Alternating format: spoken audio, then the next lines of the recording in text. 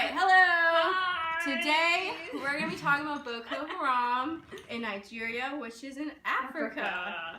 Nigeria is Africa's most populous country. Super cool, right? They have like a ton of oil, they have a ton of people. Great, right?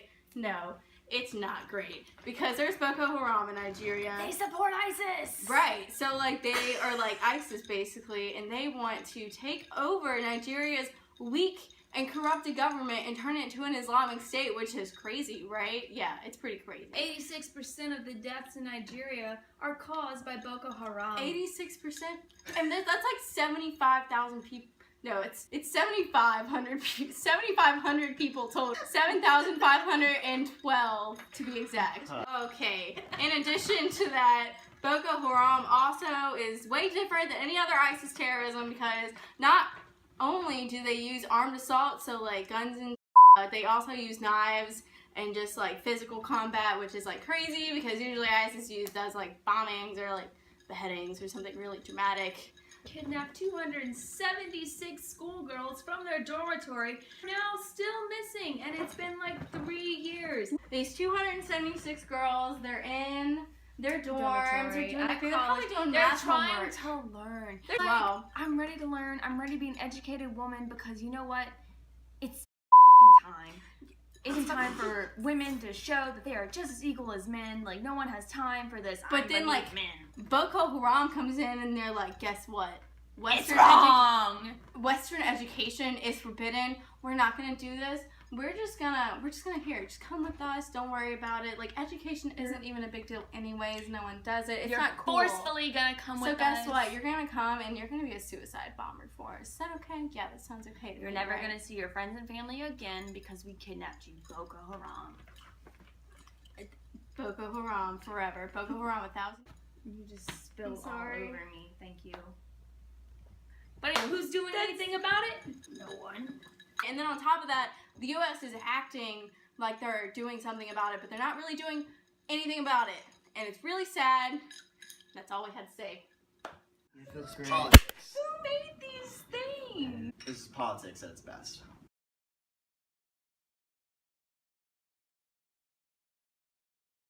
So, all this terrorist involvement with Boko Haram in Nigeria is really messing up their economic status because they're not available to enter into international trade, which really sucks because they're the third highest GDP in Africa and they can't even trade internationally. So that doesn't say a lot for Africa's, high standings in a global market.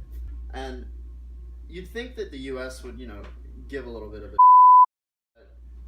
it kind of comes down to the point where it's just white noise, all this terrorism in the world. It's to the point where they say, oh, we're trying our best, we're going to stop, the terrorists, we're going to give our allies the necessary tools, but at this point, it's just an international relations equivalent of buffing your word count for an essay that you didn't know that you had until the last minute. Can I just... Yeah. Because people are dying. Why don't we care?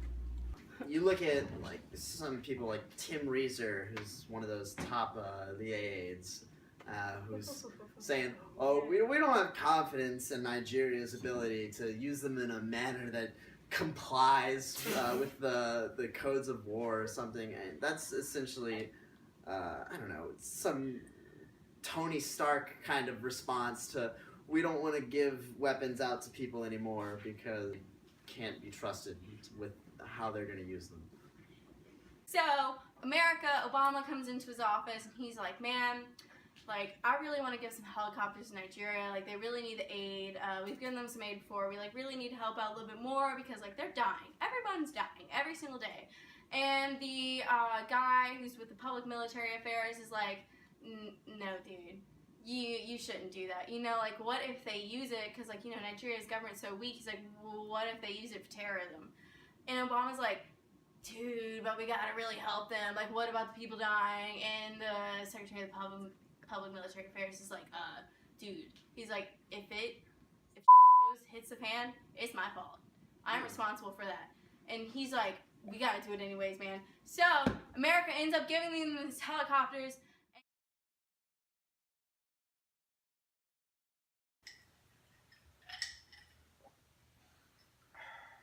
Hello there. This is day 2 of Boko Haram.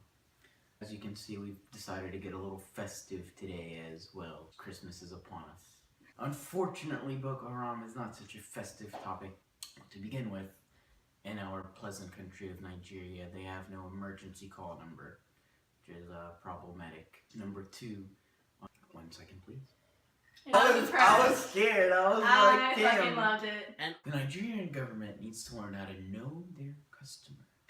Know your customer may lead to a sense of tracking for the government due to certain political leaders, such as the Senator Borno South, which has alleged ties to Boko Haram.